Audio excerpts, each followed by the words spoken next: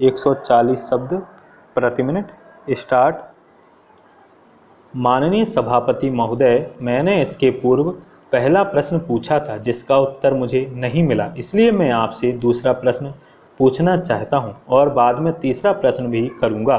इस संबंध में मेरा निवेदन यह है कि कल ही मैंने अपने मंत्री पद से त्यागपत्र दिया है, उसके संबंध में अपना वक्तव्य देना चाहता हूं। मैंने कल उसकी लिस्ट भी प्रस्तुत की है, इसलिए आपके हाथ जोड़ता हूं कि आज मुझे चर्चा के लिए समय मिलना चाहिए। आपने आज का जो विस्तृत कार्यक्रम दिया हुआ है उसमें मुझे पहले बोलने का अवसर दिया जाना चाहिए। पूर्व में आपसे इस बारे में चर्चा हो चुकी है।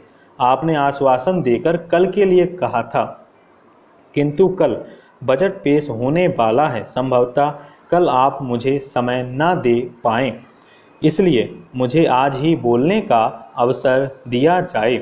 अतः आपसे आज्ञा चाहता हूं। सदन के नेता की ओर से जो प्रस्ताव रखा गया है, हम उस प्रस्ताव को मान्य नहीं कर सकते, क्योंकि यह अत्यंत गंभीर घटना का रूप धारण कर चुकी है। इसलिए उस पर बिना कार्यवाही किए किसी भी सदस्य को संतोष नहीं हो सकता है। मुझे इसका खेद है कि हम सदन के नेता के प्रस्ताव को मान नहीं सकते हैं। हमको कार्यवाही करना ही पड़ेगी। माननीय सभापति जी, संविधान का नाम लेकर मुझ पर जिस प्रकार से आरोप लगाया जा रहा है, जो षड्यंत्र रचा जा रहा है, तो उन माननीय सदस्यों को यह भी जानकारी होनी चाहिए कि आज दक्षिण के अंदर हिंदी भाषा के साथ अन्याय हो रहा है। आज जब बाहर जाते हैं तो आप हिंदी की जय बोलते हैं, हिंदी के नाम पर वोट मांगते हैं। इस देश और प्रदेश के बहुत बड़े बड़े नेता हैं, वे हिंदी को लेकर ही उसका नाम ऊंचा करना चाहते हैं, हिंदी को ऊपर उठाना चाहते हैं। और अब दक्षिण में हिंदी को लेकर क्या हो रहा है, कृपया आप इस चीज़ को नज़रअंदाज ना करें।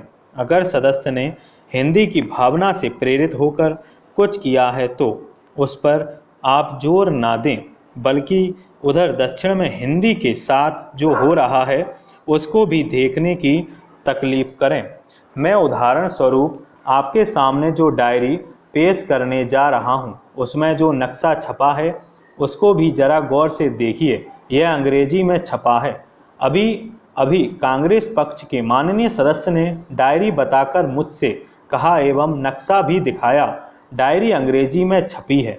तो मैं उनसे कहना चाहता हूं कि वे हिंदी के बड़े चैंपियन और हिमायती बन रहे हैं। जरा वे अपने हाथ की घड़ी पर नज़र डालने का कष्ट करें, उसके नंबर भी अंग्रेजी में छपे हैं, उसको तोड़ डालिए। आपकी जेब में जो नोट पड़े हैं उनको भी फाड़ डालिए, वे भी अंग्रेजी में अंकित हैं। महोदय, मैं आपसे तीसरी बार फिर निवेदन करता हूं कि हिंदी के अपमान को सहन करने की क्षमता नहीं होने के कारण मेरी पार्टी के सदस्यों ने पर्चे फाड़े। और जहां तक बहिर्गमन का सवाल है, मैं समझता हूं कि प्रत्येक सदस्य को यह संवैधानिक अधिकार है।